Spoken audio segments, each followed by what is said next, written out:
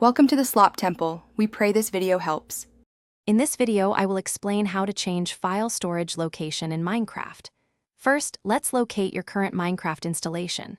This folder, usually named Minecraft, contains all your game data, including saves, resource packs, and settings. Knowing its location is the first crucial step.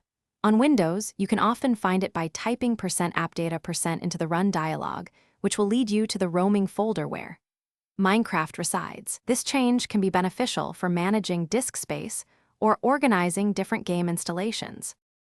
Now that you've found your existing Minecraft folder, the next step is to relocate it. Begin by creating a brand new, empty folder in the desired location on your computer, perhaps on a different drive with more space. Then, carefully copy or move the entire Minecraft folder into this new directory. Before you do this, always make a backup copy of your original Minecraft folder. This ensures that all your precious worlds and settings are safe, just in case anything goes awry during the transfer process. With your game files safely moved, it's time to tell the Minecraft launcher where to find them. Open your Minecraft launcher and head over to the Installations tab. Here, you'll see a list of your game versions. Hover over the installation you want to update, click the 3 dots that appear, and then select Edit. In the settings that pop up, locate the game directory option. Click Browse, navigate to your new folder, select it, and then click Save. This redirects the launcher to your chosen storage location.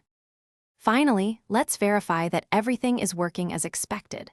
Launch Minecraft using the installation profile you just modified. Once the game loads, you can confirm the change by checking if your worlds and settings are present. You can also create a new world or take a screenshot, then check your new game directory to see if those files appear there.